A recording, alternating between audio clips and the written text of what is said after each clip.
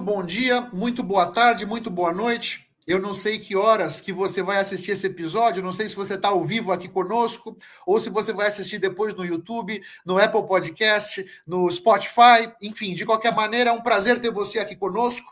Esse é o episódio 639 da 7ª temporada aqui do DeraCast, uma jornada que começou lá em janeiro de 2020. Se você está comigo pela primeira vez, meu nome é Otávio Alves, eu sou um executivo, trabalho numa multinacional alemã aqui em São Paulo, eu sou responsável pelos nossos negócios aqui na América do Sul. E nessa minha jornada como executivo, eu me dei conta rapidinho que as pessoas são o maior ativo das organizações. Sabe, máquinas, computadores, softwares, isso aí o dinheiro compra. E a máquina que eu comprei na semana passada, é muito possível que o meu concorrente também comprou, do mesmo fornecedor. A grande diferença e a vantagem competitiva virá das pessoas. As pessoas que vão operar essas máquinas, as pessoas que vão usar esses softwares e que vão me ajudar a gerar vantagem competitiva com isso. Por isso, eu fui me interessar por comportamento humano, eu fui me interessar por gestão de equipes, daí veio o LideraCast, daí veio os meus conteúdos no LinkedIn e assim por diante. Se você, por acaso, não me segue ainda no LinkedIn, por favor, vai ser uma honra ter você como meu seguidor, como minha seguidora. Nesse episódio, nós vamos bater um papo sobre times fortes. Eles já nascem fortes ou eles são construídos? Como é que você vê? E eu já te convido para participar ativamente da nossa conversa. Se você tiver dúvidas, questionamentos, quer conversar comigo ou com os meus convidados, vai ser uma honra. E eu já quero aproveitar, dar mais um passo, trazer aqui para o estúdio os meus convidados, e eu já chamo a Adriana para se apresentar. Adriana, por favor, se apresenta aqui para a minha audiência e vamos começar esse bate-papo. Vai lá. Boa noite, Otávio. Boa noite, Marcela. Antes de mais nada, obrigada pelo convite. É uma honra estar aqui. Sou Adriana Figueiredo Dias, né? Sou gestora em uma multinacional há mais de 20 anos. Adoro liderança, né? Lidero times já tem muitos anos. Cuido hoje, né, de uma equipe grande e escrevo também artigos sobre liderança. Tenho meu LinkedIn bem ativo, voltado para esse público. E vamos lá para mais um bate-papo. É um prazer estar aqui com você. Muito obrigado, Adriana, por ter aceito o meu convite.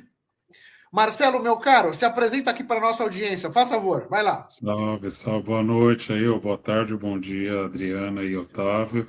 Prazer imenso estar aqui. Cara, tantas coisas para falar, para me apresentar. Acho que o que eu posso trazer assim de imediato sobre mim, eu coloquei aí especialista em transformação. Meu foco há muitos anos é viver a transformação, que é algo que vai além da mudança, né? Faço isso com pessoas, líderes de organizações, faço isso com os meus filhos, faço isso no almoço da minha família. Eu vivo isso todos os dias da minha vida, à medida que as coisas vão se apresentando. Mas como a Adriana comentou, venho do mundo corporativo, trabalhei muitos anos em multinacional, já morei em diversos lugares aí do mundo, já tive empresa, já quebrei, ganhei dinheiro, vendi outras, enfim, cara. Já fui coautor, já dei aula, são tantas experiências, assim, hoje eu tento focar no desenvolvimento do ser humano, desenvolvimento de liderança, que é o meu forte, assim, que eu acho que é onde eu posso agregar. Espero poder contribuir aqui com vocês hoje. Certamente vocês vão contribuir muito. E aqui, o Marcelo é um amigo pessoal. Nós nos conhecemos no mundo do trabalho, mas o Marcelo, a Cissa, tem uma relação pessoal comigo e são vetores importantes no meu desenvolvimento.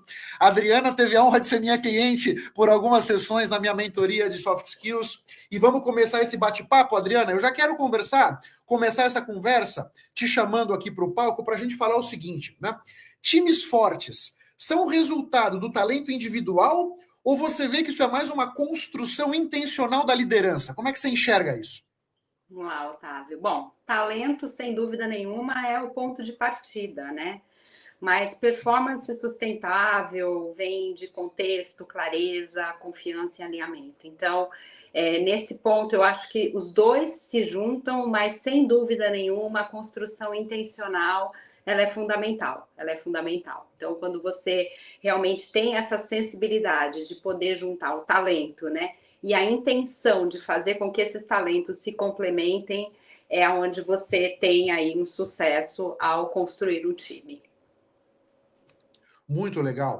E Marcelo, como é que você vê essa formação de times fortes? Tem a ver com o talento individual ou é a liderança azeitando tudo isso?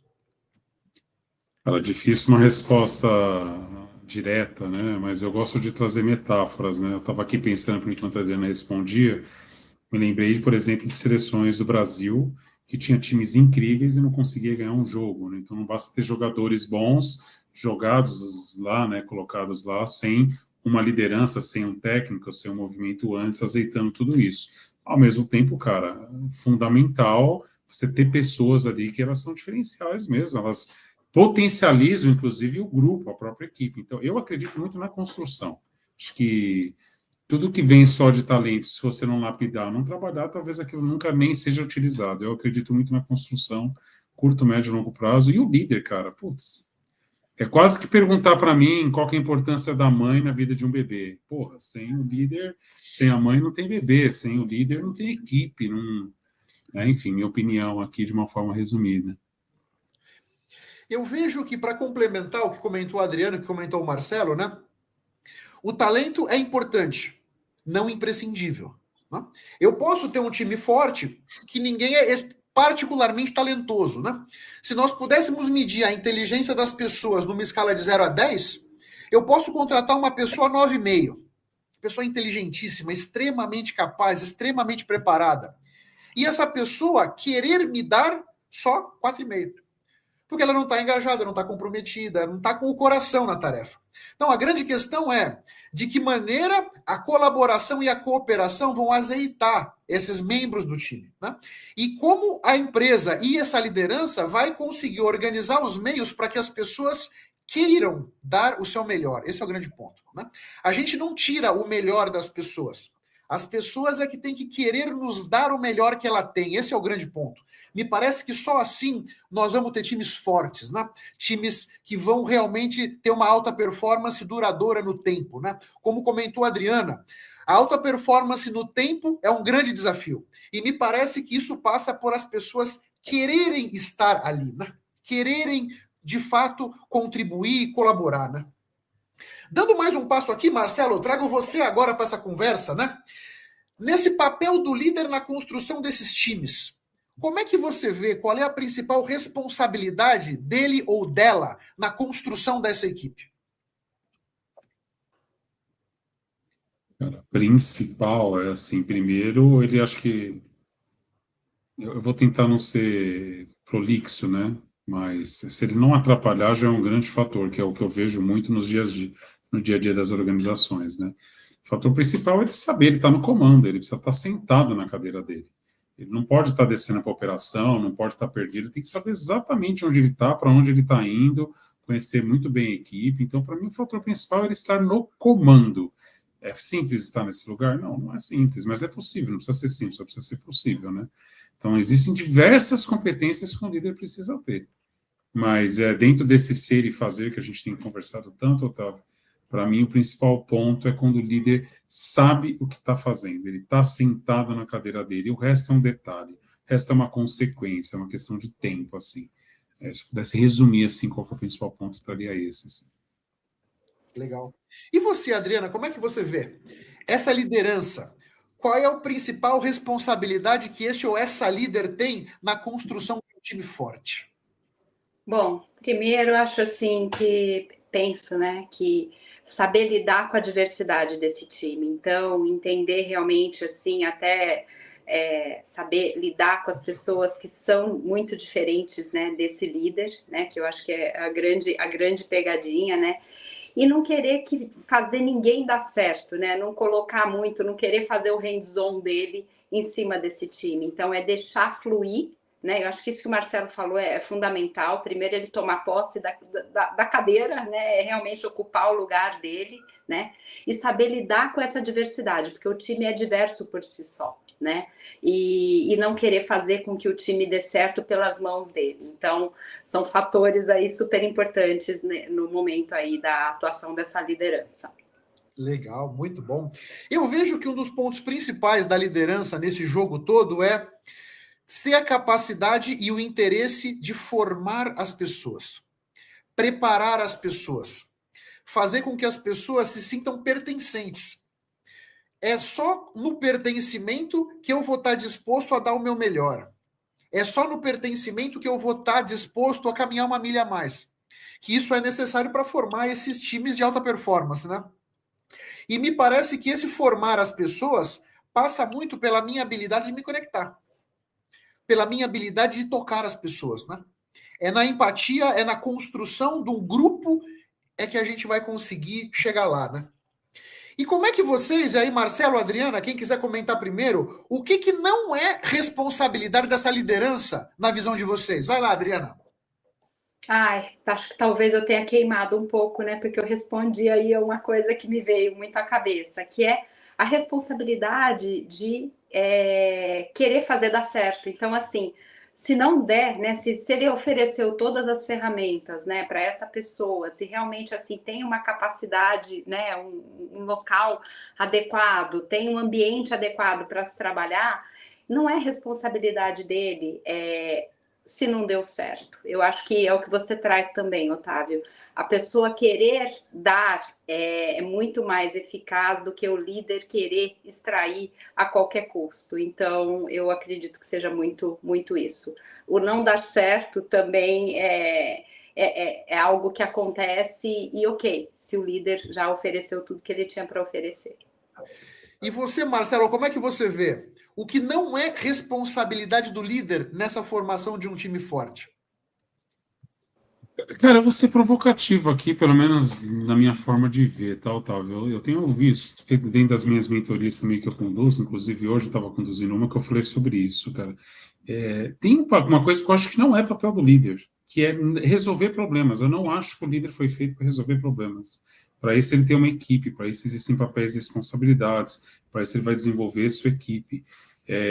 Voltando na primeira pergunta, mais alinhada com essa segunda aqui, eu acho que o líder, cada vez mais, uma metáfora que a gente usou no outro dia, ele é o jardineiro, ele não é. Ele prepara, ele corta a erva daninha, mas ele não tem força para fazer a árvore crescer, ele prepara o ambiente, né, como vocês já trouxeram aí. O problema é quando ele tenta ser a raiz, quando ele tenta ser a árvore, quando ele começa a tentar fazer as coisas que não é para ele fazer. Então, para mim, o líder que não deveria estar fazendo, está atrapalhando, resolvendo o problema, na minha visão. Claro que teria que ter um contexto maior. Deixa a equipe, sua equipe está ali, dá autonomia, desenvolve, faz boas perguntas, dá apoio, acolhe. Simples assim, para mim. Para de tentar resolver problema. Tem os porquês eles ficam resolvendo problemas, né? Que isso já seria uma outra conversa, atrás de reconhecimento, atrás de uma série, mas enfim, é uma outra seara. Para de resolver problema, minha opinião. Perfeito. E eu dou o meu pitaco aqui, não é responsabilidade desse líder ou dessa líder azeitar todos os conflitos. Eu vejo que esse é um ponto que traz muita dor para quem está na liderança, né? Aonde tem ser humano, tem conflito, né? Eu posso pensar de um jeito, o Marcelo de outro, a Adriana de outro, e tá tudo certo, né? Perfeito. O que eu vejo é que muitas vezes esses conflitos aparecem e a verdade é que quem está na liderança, por mais que tenha alguma desenvoltura para lidar com a gestão de conflitos, Janaína, um prazer ter você aqui conosco. Muito obrigado, um beijo para você. A pessoa acaba muitas vezes se colocando na posição do resolvedor do conflito. Eu vejo que quem está na liderança pode ser necessário sentar com as pessoas, caso essa aresta já esteja grande o suficiente e eles ou elas não consigam resolver. Agora, sentar como um facilitador e não como um resolvedor. Isso é super importante, né? Perfeito. Otávio, você me permite fazer um comentário, claro que sim. né? Opa, com Eu certeza. vejo isso justamente aqui, por exemplo, com os meus filhos, cara. Às vezes eles começam entre eles ali, e antigamente eu já entrava, ou para separar. Cara, hoje em dia eu deixo acontecer, fico observando, começo a entender as necessidades de cada um, o que está acontecendo, vejo exatamente até onde ele está saudável, até onde não está, mas eu deixo eles se resolverem. Inclusive, muitas vezes eles me procuram, eu falo, isso é uma questão da relação de vocês, eu não tenho nada a ver com isso. Então, dentro do que você trouxe, de novo, uma analogia, eu trago sempre exemplos de família e casa, né? Cara, eu também concordo com você, o líder não tem que estar ali em tudo, resolvendo tudo, mediando tudo, conflitos, não. Às vezes só observando está ótimo. Está presente, né? Estou presente, estou aqui acompanhando. Então, só trazer esse adendo aí. Não, o Marcelo e Otávio faz total sentido, né? Porque quando você traz isso de facilitador, a gente deixar um pouco o conflito acontecer faz parte até para o crescimento desse time, né? Desse time, dos filhos, como você trouxe aí, Marcelo. Então, é um ponto aí super importante também para ser colocado. Acho que a gente deixar e ficar na parte de observador é muito importante nesse momento também. E eu acho uma coisa interessante, o Marcelo trouxe um exemplo dos filhos, né? Como os nossos filhos, os pais e filhos são uma equipe, né? Se você pensar Com bem, né? certeza. Tem uma A série de família, metáforas. né? A família. Exato, cara. Isso é super interessante e nem sempre engraçado. Nem sempre eu olho sob esse prisma, né? Eu vou começar a prestar mais atenção nessa questão da minha Se você rotina for olhar as familiar. questões da família, os maiores problemas é quando o pai está no lugar da esposa, a esposa está no lugar do filho, o filho, aí começa essa bagunça, e A nas equipes são disfunção. iguais. É isso. É isso mesmo. Legal. E agora nós vamos dar um passo numa direção muito interessante, muito atual. Tem a ver com valores, tem a ver com cultura. Adriana, como é que, na sua visão, nós conseguimos, nós líderes, né, transformar valores e cultura em comportamento dentro das equipes? Especialmente nesse mundo acelerado e com tanta pressão. Como é que você vê isso? Pois é, a pressão, né? A famosa pressão do dia a dia. Otávio, eu penso que assim é ser o exemplo sobre esse momento aí de tensão, né? Porque eu acho que o time ele observa muito mais o que você faz do que o que você diz, né? E eu acho que não agir, a gente não querer agir através de atalho. Então esse ponto aí é algo que me traz muito para essa questão de valor e cultura, né? E acho que conectar resultado a comportamento, entendeu? Não apenas a número, a entrega, né? É sobre mais o que eu faço, né, do que como eu faço. Então, isso também é um ponto. Eu acho que rituais aí que sustentam cultura e execução são super importantes também. Performar sem romper princípio, tomar decisões alinhadas a princípios, né? Escolher o caminho certo. Então, acho que valores e acho que um ponto para fechar a tua pergunta, né? Valores não são negociáveis. Então, acho que a gente traz aí um empacotamento dessa questão de valor e cultura, né? Então, acho que é assim, é você ser realmente o exemplo, mesmo sob tensão, mesmo sob tensão. Você trabalhar, é aí que eu falo que é onde a gente cumpre realmente o papel, né? E às vezes é você não o que você diz, mas o que você faz naquele momento é o que fica, né? É o cenário, é o retrato. Então eu vejo muito, muito por isso. Perfeito. Espera um pouco, me perdi aqui, agora voltei. Opa. Marcelo, como é que você vê? Como é que você vê essa questão de traduzir ou transformar ou potencializar a cultura no comportamento das equipes? Assim, primeiro uma observação do que a Adri trouxe, né? Eu concordo muito com essa questão dos valores inegociáveis. Para mim, o problema é quais são esses valores e como se chegou nisso. Porque hoje em dia também é muito forte falar, isso vai contra os meus valores, né? Vai contra. E é só você passar fome ali por 2 minutos que aqueles valores você já esqueceu, engavetou, e muito bonito falar. Então, as pessoas não vivem isso, né? Eu concordo que uma vez mais consciente, mais conectado com isso, cara, valor é inegociável, valor é o que se sustenta em uma identidade de uma organização, de uma pessoa, né? E como é que eu trago isso para o comportamento? Isso é um desdobramento, né? Valor está lá em cima, cultura está lá em cima. Como é que eu trago isso para o meu dia a dia? Cara, eu preciso viver. E quem precisa começar a viver, como a Adri também comentou, cara, é o alto escalão lá de cima. Eu preciso viver isso todos os dias. Se eu viver, as pessoas vão seguir, tá? É muito, muito difícil, né? A gente, por exemplo, fez um trabalho na Natura uma vez, mapeamos lá dentro dos níveis neurológicos onde estavam as questões, e aparecia todo mundo conectado com o propósito. As pessoas amavam o propósito, mas quando pegava aquele propósito e se sobrava em comportamentos, até em ambiente, em competências, não. Então, ela se conectava com o propósito. Como é que a gente faz isso? Para mim, passa por um processo de autoconhecimento. É um processo de alinhamento, né? É um processo. E valor, para mim, é aquilo que é importante. Cara, se é importante, você vai viver. Agora, se não é importante, você vai criar 1000 justificativas e não vai viver aquilo. Então, na verdade, não era bem um importante. Então, resumindo, como é que eu faço isso? Eu preciso viver. E eu não é dentro da empresa, eu preciso viver isso na minha casa, na minha vida. Eu preciso trazer isso para o meu dia a dia. Quando eu estiver vivendo aquele valor, a cultura vai estar ao redor, aí eu vou desdobrar isso para baixo, é algo natural. Cara, é meio que consequência. Se eu sou aquilo no ambiente que eu estou, é aquilo também. As pessoas só começar a viver um pouco mais o que falam, né? É isso, assim, para mim, de uma forma resumida. Perfeito. Eu acho que a Adriana trouxe a questão do exemplo, que é fundamental, né? Se eu quero uma equipe responsável, eu tenho que ser responsável. Se eu quero uma equipe que se comunica com transparência, eu tenho que ser transparente, né? Se eu quero uma equipe pontual, eu tenho que ser pontual, né? Porque não adianta eu chegar atrasado e querer que os outros sejam pontuais, né? Aí as minhas ações estão desconectadas das minhas palavras e isso tá uma quebra de confiança que é uma coisa incrivelmente deletéria, né, para os relacionamentos, né? E um outro ponto que eu acho importante, né, nesse mundo com tanta pressão, com tanta demanda, me parece que sermos capazes de nos mantermos no agora é fundamental e um grande desafio, né? É muito fácil a gente se manter no agora, no churrasquinho com os amigos, contando piada, tomando um negócio, relaxados, né? Mas na pressão do dia a dia, quando as coisas não saem como a gente quer, quando conflitos vêm uns por cima dos outros e novas metas e novas demandas, esse é o grande ponto. Esse é o momento que o Marcelo comentou do autoconhecimento, eu acho fundamental, é de que maneira eu vou continuar conectado comigo, mesmo no olho do furacão. Tudo está girando à minha volta, as pressões e demandas aumentam e de clientes, fornecedores, credores, da matriz, do chefe, etc. Como me manter conectado comigo para que eu possa estar no meu melhor e conseguir fazer com que os valores e as culturas reverberem pela empresa, né? Seja questões de compliance, seja questões de tratamento, seja questões de reuniões e rituais, como falou a Adriana. Acho que esse é o grande ponto aqui, né? De que maneira fazer tudo isso.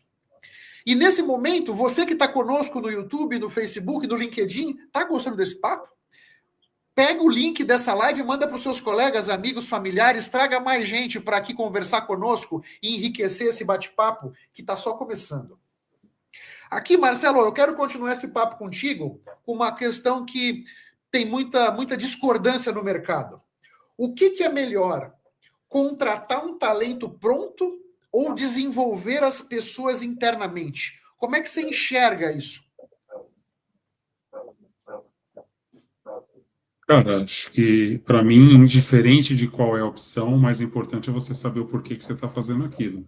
Eu vejo muitas pessoas demitindo e contratando outras sem saber o porquê que demitiu. Então, não adiantou nada contratar outra. Tem alguns dados, por exemplo, que o famoso gráfico de Pareto, inclusive, 80% da população é muito mais parecida do que diferente. A chance de você contratar alguém muito parecido com aquilo ali é 80% pelo menos. Você entendeu por que você está contratando de fora.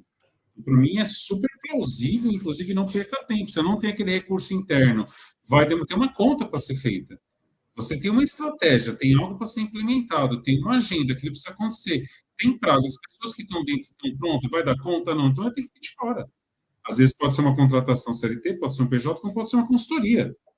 Então, para mim, é saber o porquê eu estou contratando ou por que eu não estou contratando. Eu sou a favor sempre de desenvolver internamente. Mas é impossível você estar o tempo inteiro desenvolvendo. Às vezes vai vir esse furacão, vai te trazer uma novidade, você vai ter que dar um jeito e resolver aquilo imediatamente. Então, mas, inclusive, tem vários estudos que mostram que é mais barato você desenvolver do que você contratar. Imagina, você tem que demitir, depois tem que procurar, aí contrata, até a pessoa ficar pronta.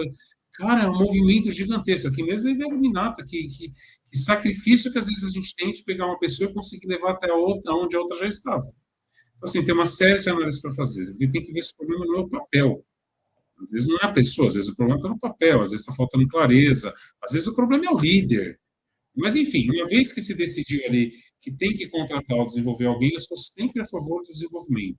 Sempre. Mas eu preciso ter uma cultura de desenvolvimento. Não adianta, na hora que surgir, eu querer sair correndo e desenvolvendo. Beleza, é melhor do que nada, mas sem mitigar. Eu preciso criar uma cultura de aprendizagem, para que, quando isso aconteça, a gente tenha ali um plano de sucessão, um mapeamento dos talentos, tá? Mas tem problema nenhum em contratar e contratar rápido, resolver logo. Às vezes, nada como trazer quem entende daquilo para resolver e acabou. Perfeito. E você, Adriana, como é que você vê essa questão? Contratar ou formar internamente?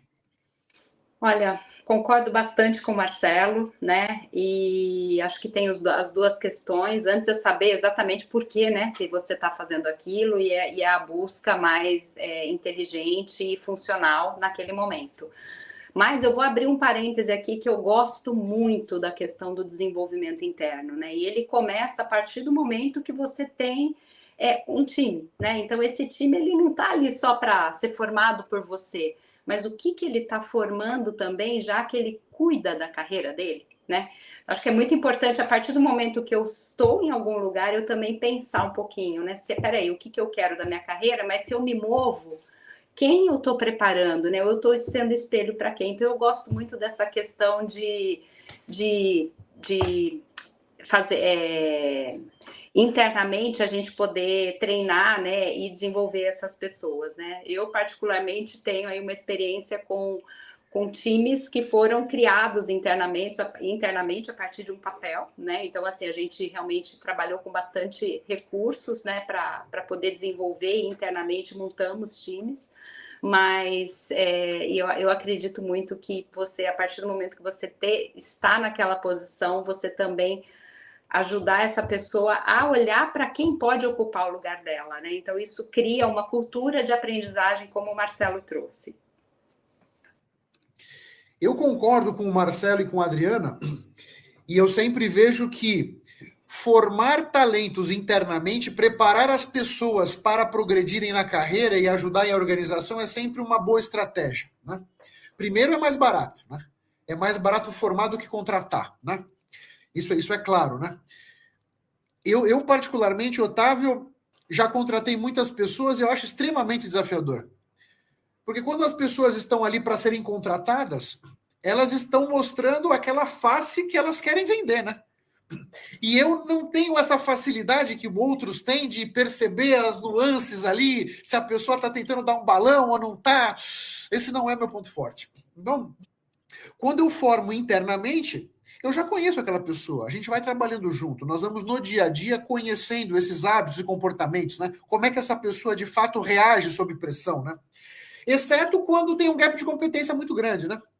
Então nós tínhamos uma demanda de controladoria, eu não tinha ninguém na empresa de controladoria, então eu tive que buscar alguém no mercado, porque levaria muito tempo para pegar alguém que não era de controladoria para preparar para trabalhar conosco, especialmente do Plant Controlling, né? Que tem vários detalhes aí de custo real e etc, né? Agora, concordo também com o Marcelo e a Adriana que, para formar as pessoas internamente, uma cultura de aprendizagem é super importante. Desenvolver, ter isso muito claro, embedado no DNA das pessoas é fundamental. Porque o mundo vai girando muito rapidamente, o cenário vai mudando, as demandas vão mudando, os clientes, fornecedores, o mercado, a concorrência vai mudando muito rapidamente, e nós que estamos na empresa, precisamos estar sempre antenados e antenadas para conseguir perceber isso e nos preparar, para estar pelo menos um passo à frente da concorrência, para estarmos um passo à frente mais próximos de encantar os nossos clientes, melhorar os nossos processos, né? Aqui exige muita energia, muita disciplina e processos muito bem definidos. Faz sentido, Marcelo? Porra, total, Otávio. Assim, eu estou dando risada aqui um pouco, eu vi o comentário da Janaína, minha mente já foi para um outro lugar, né? O pior cenário de todos, não estou falando que foi o que a Janaína falou, tá? Mas foi como na hora me veio. Pior ainda, você não tem ninguém pronto, então você vai ter que contratar, só que aí você não tem dinheiro, contrata uma pessoa júnior para aquela posição, você ainda tem que desenvolver. Então, você contratou e tem que desenvolver e não resolveu o problema a curto prazo, né? Aí ferrou total, né? Então, e às vezes é o que tem, vai com o que tem, tá tudo certo. A verdade é que contratar pessoas talentosas não é simples, não é barato. Você vai ter que tirar essa pessoa de algum lugar. Portanto, você tem que oferecer um pacote interessante para a pessoa sair de onde quer que ela esteja para vir trabalhar com você, que é sempre um risco, né? Quando você sai de um lugar que você já está, de certa forma, estabelecido, para ir para outro lugar é sempre um risco, né? Então, aqui não tem certo nem errado, né? Tem empresas que têm uma cultura de contratar talento no mercado, e essa está bem definida, está muito claro. Outras têm a cultura de desenvolver internamente, e tem exemplos de empresas com as duas culturas que prosperam e outras que não prosperam, né? Mas a verdade é que, independente de A ou B, vem o papel do líder, não, Adriana? Se eu vou contratar internamente ou se vou preparar, tem a questão de quem está na liderança que vai receber esse profissional ou essa profissional para que possa organizar os meios para que essa pessoa tenha uma curva de aprendizagem mais rápida e possa se integrar mais rapidamente, né? Como é que você vê isso? Olha, é uma delícia, né? Eu acho que é a jornada que quem gosta de time, quem gosta de desenvolver pessoas, eu acho que é o nosso parque de diversões, para ser bem sincero. Então, eu acho que é a questão do cuidar, né? Eu gosto muito dessa palavra, né? Eu acho que fazer gestão é cuidar. E a cuidar, olhando realmente, trazendo uma fala aí do Marcelo, que é quando você tem o teu autoconhecimento e quando você traz você para aquilo que você faz na gestão, você cuida, né? Porque você cuida da sua vida, você cuida do seu entorno, né? Você cuida de você. Então, acho que quando você recebe, você vai cuidar. E cuidar, eu não estou falando para pôr no colo e fazer pela pessoa, mas é cuidar para que aquilo seja um ambiente para que ele possa se desenvolver. Então, você ter as ferramentas, né, ter tudo que um líder, né, tem que fazer, né, isso faz parte aí do desenvolvimento, mas com um olhar além daquilo que pode ser visto, né, é a percepção. Então, acho que é a questão de trabalhar muito com a sensibilidade, até entendendo aquilo que a pessoa que chega às vezes não fala, ela dá sinais. E aí que você começa realmente uma relação de confiança, de cuidado e prospera, né? Eu acredito muito nisso, eu vivo muito isso. Então é por esse caminho que eu gosto muito de entender o que é receber e o que é fazer a gestão dessa pessoa que está chegando nesse momento. Muito legal. E me veio um estalo aqui agora. Nós já conversamos nesse nosso bate-papo aqui de meia hora algumas vezes sobre talentos, né? Marcelo, qual é a sua definição? O que é uma pessoa talentosa? Cara, você levantou a bola porque eu queria comentar aqui o que o Leandro Sanches escreveu, né? Ó, a pessoa, ela não é talentosa. Eu vou dar minha opinião do que está vindo aqui para mim. Cara, o que é uma pessoa talentosa? Acho que todo mundo tem um talento. O problema é que às vezes a pessoa não descobriu, não lapidou, e é colocada numa posição que às vezes está bem distante do que ela é boa, mas todo mundo é bom em alguma coisa. Se você for pegar lá os pontos fortes da Gallup, todo mundo tem seus pontos fortes. Às vezes a pessoa não desenvolveu aquilo. Assim como qualquer outra parte do seu corpo, se você não desenvolver, ela não cresce. Você pode ter que. O meu braço, se eu nunca fizer nenhum exercício, ele vai ficar magrinho aqui. Se eu trabalhar ele vai se desenvolver.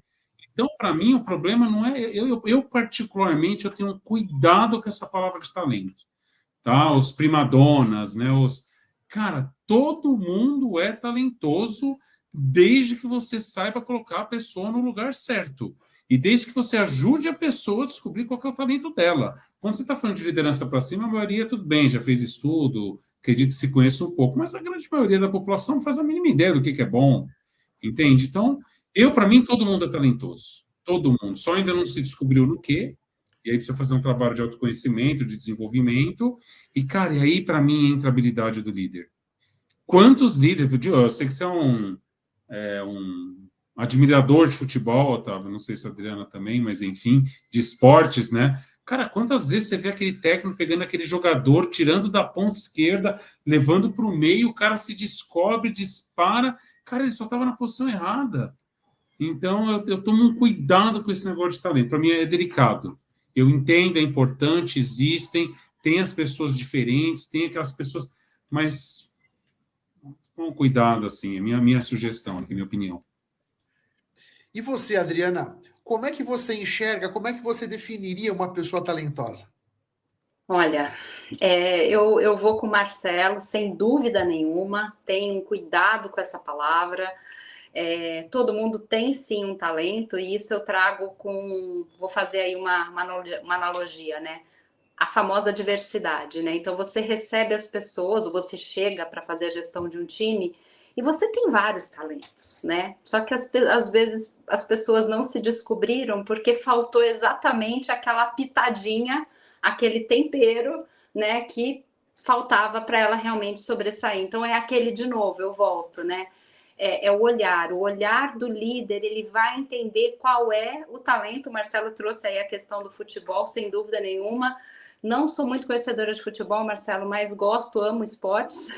Respondendo a sua pergunta também, mas assim, é você olhar aquela pessoa e entender em que momento, em qual lugar desse time ela vai ser o melhor, né? Ela vai ter o melhor, ela vai poder extrair o talento dela, né? Então, às vezes, é o que eu falo, alguém que se comunica muito bem vai ser o cara que é comunicador, né? A outra pessoa adora uma IA, né? Aquela pessoa que já está 50 anos à frente, o quanto ela contribui aí dentro do time dela, né? E com os pares, e com a gente também, porque você constrói esse time de acordo com os talentos, aí eu trago a palavra assim, porque você capturou e você olhou através da pessoa para entender também o que ela tem para poder trazer e que vai fazer bem para ela, porque tem pessoas que se descobrem ali, passou a vida inteira, né? Talvez até sem conseguir ser promovida ou passando de empresa em empresa, e quando cai, de repente, né, na mão de um líder que tem um olhar diferenciado, a pessoa se descobre e vai embora. Então, eu trago muito essa questão aí do talento, como assim, todo mundo tem. A gente só precisa também dar a pitada, né, o tempero correto para que realmente ele apareça, o sabor apareça. Muito interessante. E a Ana Júlia fez um comentário. Ana, muito obrigado por estar conosco aqui no LinkedIn. Né?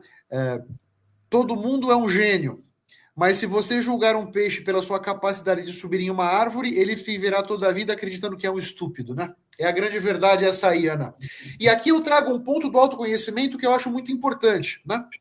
Imagina que eu seja uma macieira. Eu estou preparado pela natureza, o meu DNA está desenhado para que eu produza maçãs. Mas, de repente, está todo mundo dizendo para mim o seguinte: na maçã está por fora, Otávio. O negócio agora é o pêssego. Esse negócio de maçã aí ninguém quer. Então eu, uma macieira, começo a tentar produzir pêssegos. Puxa, qual vai ser a qualidade dos meus pêssegos? Então, aqui entra o autoconhecimento que eu acho super importante nesse ponto que nós estamos aqui, né? Porque eu estou, ao invés de eu tentar produzir as melhores maçãs do mundo, já que eu sou uma macieira nesse meu exemplo, eu vou tentar produzir um pêssego, que jamais eu vou competir com um pessegueiro, né? O pior pessegueiro produzirá um pêssego melhor do que a minha macieira, né? Essa é a grande verdade, né? E o que tem de macieira aí tentando fazer pêssego não tá no gibi, né? E aqui o Pedro, meu caro, muito obrigado por estar conosco, Pedro Morbach. Colocações verdadeiras. Parabéns, Marcelo. Muito obrigado, Pedro, por estar conosco. Essa questão do talento tem muito a ver com isso, né? E o Marcelo e a Adriana colocaram muito bem, né? Talvez a pessoa não tenha muito domínio do Excel. Então, puxa, não vamos colocar a pessoa para fazer um relatório no Excel, analisar dados no Excel. Vamos tentar olhar para o que as pessoas têm de melhor para nos oferecer, né? Sempre que nós formos capazes de colocar as pessoas executando tarefas que estão conectadas com os seus pontos fortes, a pessoa vai estar mais feliz, vai estar mais alegre, mais engajada, com mais autoconfiança, né? No final das contas, sempre que possível, isso faz muito sentido, né? E aqui, Adriana, mudando um pouco a temática do nosso papo, vamos falar sobre confiança, que é um ingrediente tão importante para essas equipes de alta performance, para essas equipes fortes, né? Como é que você vê o papel do líder nessa construção de confiança no time? Fala para mim. Olha, isso é... Eu acho que o discurso tem que ser coerente com a prática, né? Então, acho que em qualquer situação, né? Tanto na situação que você está vivendo, o que é muito difícil, mas assim, uma calmaria, quanto na pressão. Então, o discurso tem que ser muito coerente com a prática, né? Então, a confiança, ela se estabelece também em relações de transparência, né? Então, acho que a questão da transparência é super importante. E os acordos, eu gosto muito de acordos, sabe, o Otávio, Marcelo? Você, quando começa a trabalhar com uma pessoa, você chega num time, você não tem outra opção a não ser confiar nesse time, né? Eu acredito que muito esses acordos, né, de confiança e de transparência, assumido pelos dois lados, tanto pelo líder quanto pelo liderado, eles estabelecem um acordo e é aquilo, eu falo muito que é o copo cheio, né? Eu estou enchendo esse copo de água e eu não vou derrubar da minha parte uma gota. E cabe a você também não, né? Porque você não tem outra opção, né? E assim, a gente só consegue trabalhar realmente com quem a gente confia. E acredito que você demonstrando pela sua prática, pela sua fala e com o tempo, pela sua transparência, não tem erro, né? Eu acho que aí é um acordo de início. Então, eu vou muito por esse caminho. E como é que você vê isso, Marcelo? Quais são esses caminhos para construir confiança nos times? Cara, assim, primeiro eu sempre fui um otimista e sempre confiei antes de desconfiar, ao contrário das pessoas que falam que leva muito tempo a confiar. Eu sempre confio nas pessoas até que algo aconteça para ser observado e olhado, né?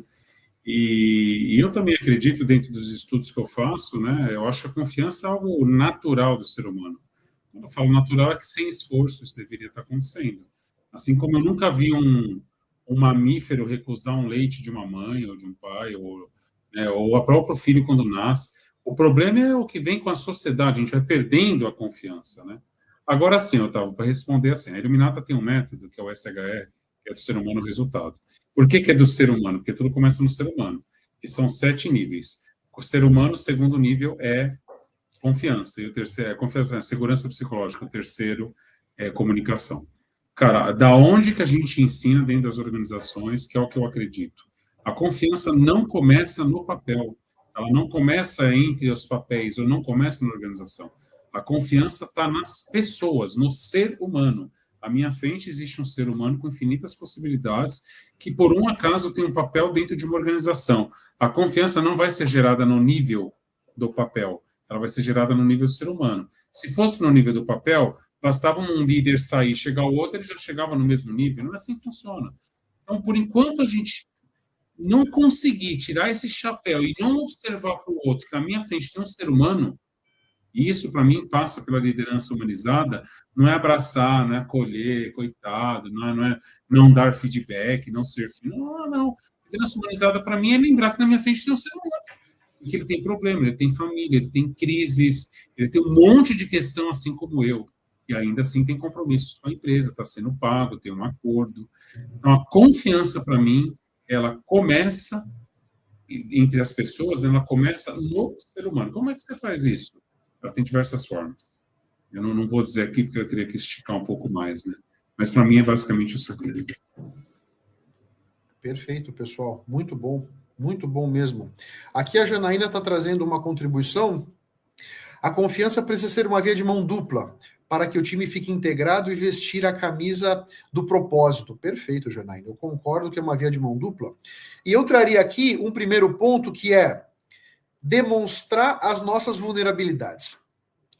Ninguém quer ter como líder o super-homem ou a Mulher Maravilha, aquela pessoa infalível, aquela pessoa que sabe tudo, né? Sempre que eu for capaz de demonstrar as minhas vulnerabilidades, as pessoas vão se conectar comigo. A verdade é que na medida em que eu demonstro as minhas inseguranças, as inseguranças da minha equipe vão se conectar com as minhas, e isso vai nos unir, isso vai nos conectar, isso traz muita confiança, né? Empoderar as pessoas. Quando eu empodero as pessoas, quando eu delego de forma consciente, eu estou dizendo para aquela pessoa, eu confio em você. Eu confio que você vai ser capaz de executar aquilo que eu estou te delegando, né? Eu acho que isso é super importante, né? E estabelecer objetivos e expectativas claras. Esses me parece que são 3 pontos relevantes aqui que podem ser usados para que a gente possa fomentar a confiança nas nossas equipes, né? E aqui, Marcelo, vamos trazer um outro ponto aqui, que é o que diferencia um time que performa bem sob pressão e um outro que colapsa sob pressão. Como é que você vê isso? Cara, eu fiz uma vez um projeto com os japoneses, né? E tinha uma equipe brasileira e uma equipe japonesa, e, cara, você olhava aqueles caras ali, eles tinham uma habilidade absurda, assim, que eu acho que a gente não tem, e não sei o que é melhor ou pior, né? Competências, habilidades diferentes. E eu acho que o que eu aprendi ali um pouco com eles, e é o que eu vivo, tento viver, eu vivo a maior parte do meu tempo, o que diferencia para mim é a maturidade. É respirar, cara, respira. Sustenta um pouco o desconforto. Respira. Às vezes não tem nem muito o que ser feito, às vezes não tem nada para ser feito. De novo, é só não fazer nada, inclusive que aquilo vai passar. Então, para mim, é maturidade mesmo. E maturidade não tem a ver com idade, tá? Embora seja matura a idade, né? Não tem a ver com idade para mim, maturidade. Maturidade para mim tem a ver com consciência. Não é só a inteligência emocional, inteligência mental, inteligência sistêmica. Cara, tem diversas, são 6, 7 inteligências que a gente trabalha. Então, para mim, o que diferencia o negócio caindo no mundo ali e o que a gente pega ali, basicamente, que eu vejo é maturidade. Maturidade, para mim, é consciência. O quão consciente eu estou de tudo aquilo que está acontecendo à minha volta. Respiro, me mantenho no estado de presença por meio da respiração. Espera um pouquinho, as coisas por si só já vão se reorganizando. Para mim é isso. Perfeito. E você, Adriana, como é que você vê? Eu até publiquei um artigo que fala muito sobre times que colapsam, né? E a gente vê o sistema piramidal ainda, né? Onde esse líder ele tá ali resolvendo sempre tudo e não compartilhando com o time não só a vulnerabilidade, mas as dificuldades, enfim, né? Aquela liderança compartilhada, onde você realmente está aberto, você tem um diálogo, você compartilha, né? Tudo. Geralmente os que não compartilham, eles colapsam. Eu vejo assim, ele parece que implode, né? O líder ele implode e implode o time junto.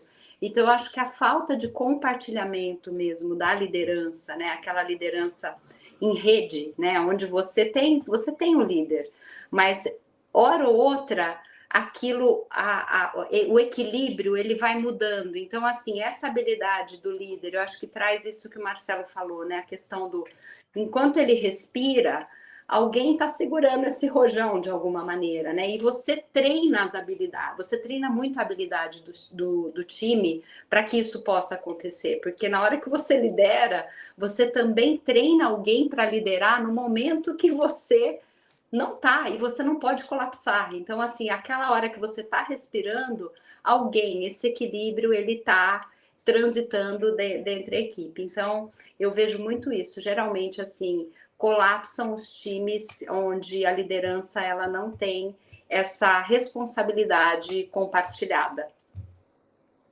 Perfeito, perfeito. Eu coloco aqui para contribuir com o que comentou o Marcelo e a Adriana, né? A pergunta era: o que diferencia times que performam sob pressão e daqueles que não performam, né? Eu acho que primeiro a clareza, né? Nós precisamos saber exatamente para onde estamos indo, né? E isso é mais importante na medida em que o ambiente está revolto, né? O mar está um maremoto, as ondas estão muito antes, mas é para lá que nós estamos indo. É para lá que nós vamos e todo mundo tem isso muito claro, todos estão na mesma página. Eu acho que isso é super importante, né? A segurança psicológica também. A segurança psicológica para que eu possa dizer que não tenho claro, dizer que estou com medo, estou inseguro, dizer que não tenho claro como é que eu vou sair dessa situação, como é que eu vou lidar com essa circunstância, é muito importante, né? Sempre que a segurança psicológica não está presente, eu acabo não me colocando, eu acabo não sendo capaz de trazer para fora o que está dentro de mim, e isso vai criando uma tensão interna que bagunça com a cabeça de qualquer um, né? E um terceiro ponto que eu acho importante para que as pessoas performem sob pressão: pertencimento. Sempre que eu pertencer, a segurança psicológica tende a estar mais presente e isso sempre azeita. Qualquer situação desafiadora, a gente vai lidando melhor com essa questão de pertencer, da clareza e segurança psicológica. Com esse trio, a gente consegue navegar muito bem, né? E aqui tem um comentário do Leandro. Hã? Não, eu ia falar isso, você falou sobre clareza, o Leandro aí comentou. Exatamente. Eu não sei qual que é o Leandro, aí se é o Leandro que eu trabalhei na Red ou o Leandro que eu trabalhei na UI. Mas, bom, enfim, é bom te ver, Marcelo. O Leandro está aqui porque te conhece, né? Um problema que eu vejo bastante é liderança que não sabe objetivamente o problema a resolver ou o valor a ser agregado. Com isso fica difícil estabelecer quais os talentos necessários e muito difícil estabelecer um time de alto valor agregado. Certamente, Leandro, né? Sempre que a gente não souber exatamente para onde estamos indo e por que estamos indo naquela direção, a coisa realmente começa a colapsar e não fica nada bem, né? Aqui a Priscila... Então, isso que eu comentei, Otávio, essa questão vai da consciência. As pessoas não sabem, porque elas não têm nem consciência. Não estou generalizando, é claro, mas o que eu vejo são muitos gestores. O gestor gerencia, fica gerenciando atividade, quase que um PMO, fazendo aquelas reuniões, checklist, to-do, não fez, então plano de contingência, análise de risco, escopo, blá, blá, blá. Cara, isso para mim não é um papel de um líder, velho. Pode ser um de gestor, mas não é de um líder. A mesma pessoa, inclusive, pode ter os dois papéis, um de um gestor, que tem que gerenciar as coisas, mas tem um momento que ela precisa entrar nesse lugar do líder, que vai desenvolver a equipe, que vai ter esse olhar, que vai... A maioria está perdido. A maioria está perdida. Então, quando o Leandro fala, não sabe nem o problema que está acontecendo, ele não sabe mesmo. Aí as empresas lançam um produto novo, muda a estratégia, demite, sei lá quem, porque não faz ideia do que está acontecendo. Para mim, isso é falta de consciência, ou baixa consciência, enfim, autoconhecimento, cultura e assim vai. Legal.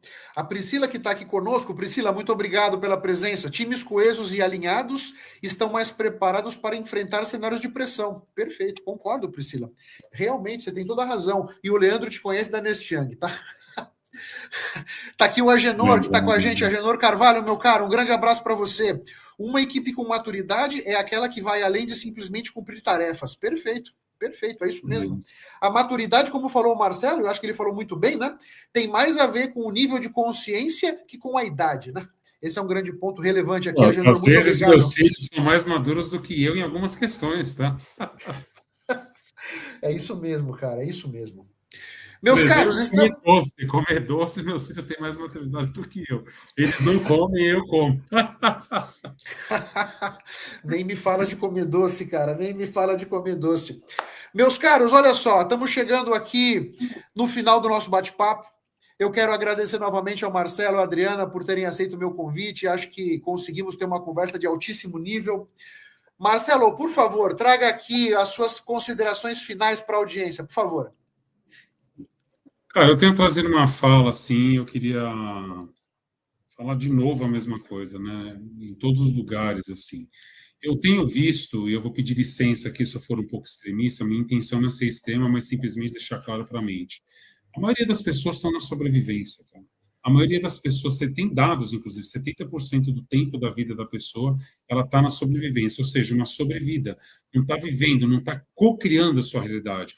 Ou por questões financeiras, ou por questão de saúde, ou por questão profissional, ou não tem carreira, ou relacionamento é uma porcaria. Cara, é assim, isso tem me incomodado extremamente. Então, assim, a mensagem que eu queria trazer é possível você ter uma vida próspera, saudável. Próspera é dinheiro, inclusive, é dinheiro mesmo.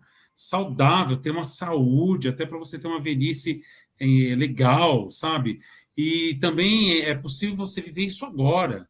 E, para mim, tudo começa... Eu sei que tem mil e uma formas de fazer as mesmas coisas, mas eu que estudo muito transformação, tudo começa pelo autoconhecimento. E dentro do autoconhecimento, tudo começa pelo autocuidado. E as pessoas estão bem distantes de saber ter esse autocuidado. Esse é o primeiro passo. Você se tornar líder de si num nível extremamente profundo, aí sim você vai conseguir liderar outras pessoas. Eu vejo um monte de líder liderando pessoas, não são nem líderes de si. E, de novo, não estou julgando, não estou criticando, é o que temos, bora lá. Meu convite é, vai estudar, vai fazer autoconhecimento, vai trabalhar, sua vida vai melhorar muito, a sua empresa vai melhorar muito, tudo vai ficar mais legal, mais divertido, mais feliz, enfim. Sou fã, apaixonado, não é fácil, não é simples, conhecimento está para todos, mas nem todos estão com autoconhecimento. Mas é isso, e super já agradecer você, Otávio, agradecer a Adri, agradecer as pessoas aí que colocaram, algumas que eu revi aí, como Leandro, a Janaína e assim vai. Um prazer imenso, assim, obrigado mesmo por ter me convidado, por ter se lembrado, já que você falou tanto de pertencido, me senti visto, me senti pertencido. Obrigado. Muito obrigado, meu caro. E você, Adriana, quais são as suas considerações finais aqui para a nossa audiência, por favor? Bom, na linha do Marcelo, né? Acho que tem muito a ver aí com que ele trouxe. Buscar a felicidade. Não é Poliana, não é o Castelo de Alice, falo muito isso para o meu time, mas a gente está bem com a gente, né? E a questão do autocuidado faz parte, primeiro a máscara em si, depois no outro, né? Então, eu acredito muito que você tem que, primeiro, colocar em prática realmente aquilo que te mantém vivo, quais são os seus propósitos, né? A sua razão de estar nesse mundo, em primeiro lugar, né? Do que você cuida, qual é o seu pilar de vida que te sustenta para que realmente você possa dar um passo para o trabalho, para o estudo, para qualquer coisa que você faça, você tem um pilar central, né? Você tem todos os pilares que te sustentam, né? Então, seja ele emocional, espiritual, enfim, você estar bem com você, né? Para que você possa realmente sair desse campo e fazer as outras coisas. E isso é a felicidade, é você estar bem com você para você cuidar aí do seu trabalho. Então, quando fala de autoconhecimento, não quero ser redundante, mas assim, é você olhar para dentro, né? Entender quem você é, o que você é e o porquê você está ali naquele momento. Então, acho que isso é fundamental para que realmente as coisas fiquem mais leves num mundo que está realmente cada vez mais pesado. Então, você tá preparado, né, com você para assumir qualquer papel, seja de liderança, seja você sendo um liderado, olhar primeiro para dentro, para depois você realmente conseguir dar conta do que está aqui fora. E é um convite maravilhoso. Esse pilar aí de autoconhecimento, ele nos traz aí caminhos absurdos, né? O quanto você consegue prosperar no trabalho, na sua vida, em qualquer grupo que você esteja, realmente você passa muito mais a agregar. E seletivo, né? Então, aquilo que realmente não é para estar, passa a não estar mais. Então, é fundamental a questão aí do autoconhecimento. É o que eu trago também, complementando o que o Marcelo falou, e já deixando aqui meu agradecimento pelo convite, né, por todos os espectadores, pelo Marcelo. Otávio, muito obrigada aí, foi meu mentor, né, tenho aí uma gratidão e, né, sou sua fã, e obrigado pelo tempo aqui também. Muito obrigado, é uma honra para mim ter vocês aqui. E o que eu trago das minhas considerações finais, a maior parte da minha vida eu estive conectado com o fazer. E isso me trouxe muito sofrimento, isso me trouxe uma necessidade de estar sempre ocupado, uma necessidade de estar sempre envolvido em muitas coisas, imaginando que o meu valor vinha do tanto que eu fazia. Né? Desde algum tempo eu venho procurando, numa jornada em que o Marcelo e a Cissa, a esposa dele, têm me apoiado muito, a me conectar com o ser. Né? O Otávio e o fato de eu ser já traz o meu valor embutido, e isso tem transformado a minha forma de enxergar a minha realidade. Então, isso também passa pelo autoconhecimento, como eles comentaram, fica aqui esse meu testemunho. Quanto mais conectado ao ser eu estiver, melhor eu vou desempenhar e mais no agora eu conseguirei estar. Um grande abraço para todos vocês, muito obrigado por estarem conosco. Se você está nos assistindo depois, em outro momento, daqui a um ano, um mês, um ano, vem, comenta no Spotify. Gostou desse papo? Vai lá no Spotify, faz uma avaliação do Lideracast, assim os meus episódios podem ir dar mais longe. Muito obrigado pela presença de todos, uma boa noite. Marcelo, Adriana, muito obrigado, uma honra ter tido vocês aqui conosco. Um grande abraço, pessoal. Obrigada. Bom descanso para todos aí, boa semana, bons negócios. Tchau, tchau.